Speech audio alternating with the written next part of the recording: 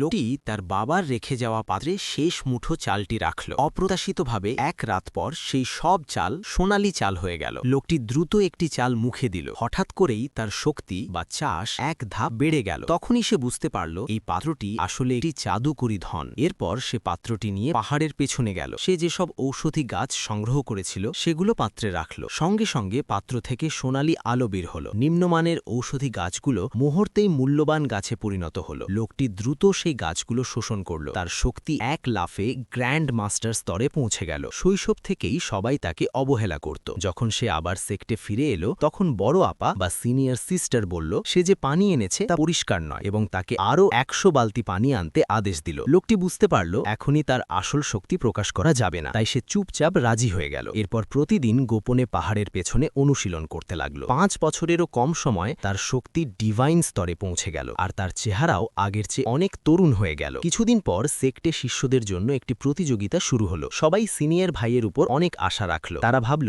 সেই চ্যাম্পিয়ন হবে। লোকটি যখন প্রতিযোগিতায় অংশ নিতে এলো সবাই তাকে দেখে হাসাহাসি করল। কেউ কেউ তো ভাবল সে প্রতিযোগিতার যোগ্যই না। প্রতিযোগিতা শুরু হলো। প্রবীণ গুরু সিঁড়ির উপর 4টি তলোয়ার রাখলেন। যে যত উপরে উঠতে পারবে তার র্যাঙ্ক তত বেশি হবে। সিঁড়ির একদম উপরে ছিল একটি দেবতুল্য তলোয়ার যা 2000 বছর ধরে কেউ স্পর্শ করতে পারেনি। প্রথম শিষ্যটি চেষ্টা করল কিন্তু সিঁড়ির কাছে যেতেই সে ছিটকে পড়ল। দ্বিতীয় শিষ্যটি ধীরে ধীরে এগোলো কিন্তু প্রথম ধাপে পা রাখতেই প্রবল চাপ তাকে থামিয়ে দিল এবং মুহূর্তেই গ্রাস করল। সবাই ভয়ে আতঙ্কিত হয়ে পড়ল। এ সময় সিনিয়র ভাই অহংকার ভরে এগিয়ে গেল। সে তার শক্তি কেন্দ্রীভূত করে এক লাফে তৃতীয় ধাপে উঠল। সবাই তার প্রশংসা করতে লাগল, ভাবল সেই প্রথম হবে। এরপর সে সর্বশক্তি দিয়ে 8ম ধাপে পৌঁছে গেল। সেখানে দাঁড়িয়ে সে সবাইকে দেখাতে লাগল এবং লোকটিকে ব্যঙ্গ করে বলল তার জীবনে সে কখনো তার অর্ধেক শক্তিতেও পৌঁছাতে পারবে না। কিন্তু হঠাৎই লোকটি নিজের শক্তি কেন্দ্রীভূত করল। 1 সেকেন্ডেরও কম সময়ে সে সিনিয়র ভাইয়ের পিছনে